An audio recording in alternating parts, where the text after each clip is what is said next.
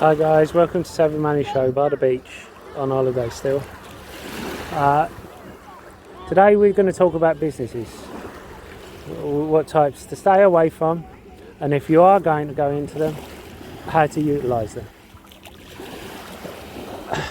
First off, restaurants and coffee shops. You've seen them cropping up everywhere.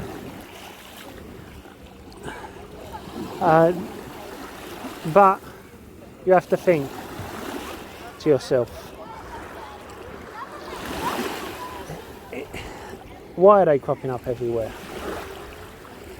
You know, if you're getting competition all over the place, and if some Costa coffees are shutting down, then you have to wonder if you're going to get enough from them. Yes, you have some good margins, but you've got to think about the capex. Now, restaurants are even worse than coffee shops because you don't just have a couple of staff. You need to have loads of staff because of the chefs and the cleaners and the managers and the servers and so on. Margins are more, yes, but the costs are more. And Monday through to Thursday, a majority of the time, it's going to be dead. And that's going to be draining your budget. It's going to cost a lot of money to set up how you want it. And then, what happens when a new one opens up around the corner with a new opening deal? People are going to go there. There's no loyalty to these places. So I would avoid it. If you're going to open up an ice cream shop, these are seasonal business. So you might want to think about putting in a coffee machine and making it an ice cream shop come coffee shop. I know I said not to open a coffee shop, but you make it primarily an ice cream cake shop and then a coffee shop. So when it's not, the weather is cold, there's something for people to come into as well, and you minimise your staff costs. Then we go on to the next ones. Hotels. It's a high cost of entry, and because it's a high cost of entry, you have people staying one night or a couple of nights, and there's lots of them around. You will have a lot of wear and tear.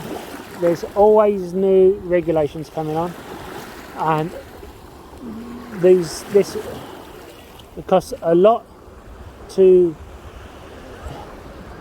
maintain, and it costs a lot in staffing costs. However, there are times when a hotel is better than a B&B. The reason why? You can open a B&B with a second mortgage, which means in an area where you will have 10 to 20 hotels, you will end up having 55 to 100 B&Bs,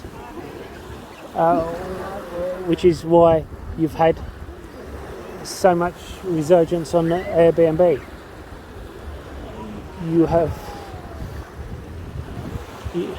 There's so much you could do with a hotel. You could, if you wanted to, you could start selling your own presentations in your hotel at no cost to yourself. You could do your own seminars. You could even do your own events there at no cost to yourself. Although, for tax reasons, you might want to charge from one business to the other. The other thing is, you could do weddings, events. You could do. There's a whole number of different things that you could do. The thing about if you're taking over a hotel, you've got to work out exactly how much it's going to cost you to get it up to a good standard. it might be a case that you might have to shut off the top floor and then, or top 2 floors, and tackle one floor at a time in order to get people in so that they're aware of your standard. And do not, if you're sold out, be tempted to open those floors. Of course, you can always offer rental of those floors to people on long-term rental to bring in money on the understanding that they are substandard to the hotel's usual standard, and that you are renovating. But you have to be clear, just so that they're aware that it's not the usual standard of the hotel. Weddings and events. Now, weddings,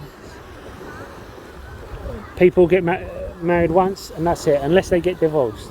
So you put all the time and effort into getting a sale, and then you do not have them as a customer again.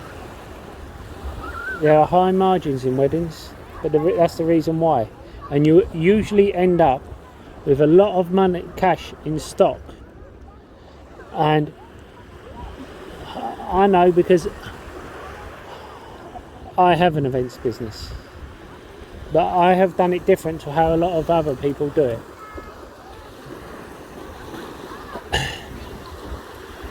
The way that we did it was, we went looking for universal chair covers for our wedding. We couldn't find them anywhere in London.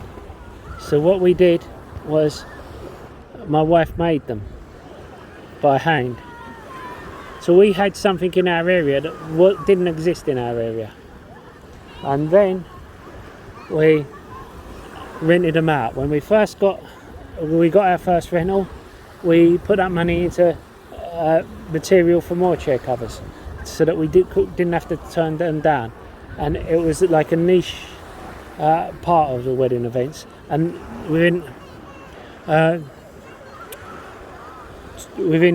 2 rentals, it had paid for itself. All the sashes were paid for itself. We had all this stock. We can sell it at any time. It's all paid for, and we're getting profit. And the overheads are very low for us. We do not have any overheads on that. And whenever we use our own website, which is a free website, as well as using other sites, which we only pay when we sell or hire out. And so we don't have to put too much into it. A lot of people, when it comes to events or it comes to weddings, they hire out stuff. This is why with events you shouldn't hire out. You should buy it up front, and then you can hire it out again and again and again. You also get better tax benefits by buying rather than hiring and doing it that way. And once you've bought it, you've got that as an asset going forward. As I said, you can always sell it on. The more times you hire it out, the better. It was the same with a gazebo that we bought. We needed it for a different business, but then we offer it to hire out as well. So think about that. Be the same with a bouncy castle. You want to think, if someone's looking for a specific bouncy castle and you can find it second hand or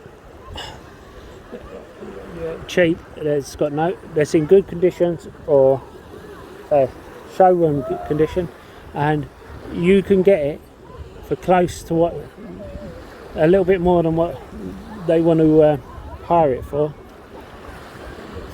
then that's a good way to go about things. They say there's riches in niches, so look for a niche market. My wife does chemical-free skincare. Now they're vegan, plastic-free, free of any chemicals, She also does cleaning products, which are the same. They're eco-friendly, zero waste. And if anyone wants any more details of that, let me know in the comments box. And what we did with that was, my wife started making stuff because my kid had a reaction to the store-bought stuff, and then we put it online, and we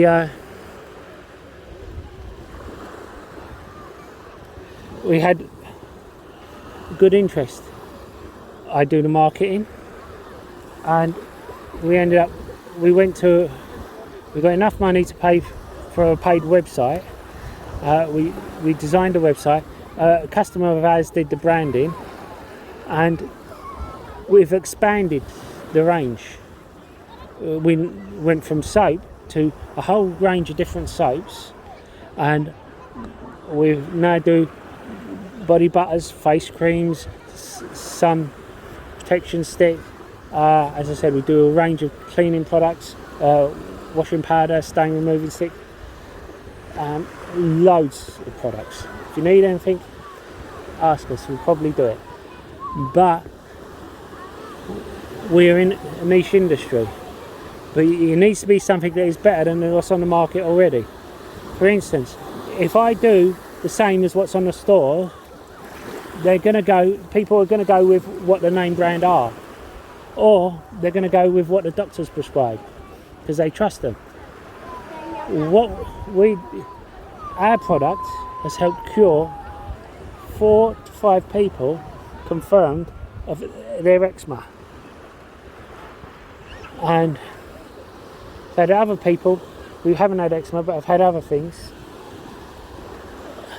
and it's helped them with their allergies where nothing else have. So let me know what your business is, what industry it's in, and let me know if you're struggling or if you're looking for ideas. Check out my Discord. If you're premium, if you're one of my members, which only costs £5 a month, then I will give you one-to-one a month. I'll see you in the next video. That's all for now.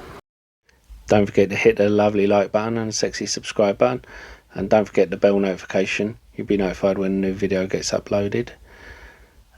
And the free links in the description below. You can pick up a free share worth up to £200. And check out our Discord. And if you want a more in-depth analysis of any stock or market conditions, then why not look at our upgraded membership program and support us.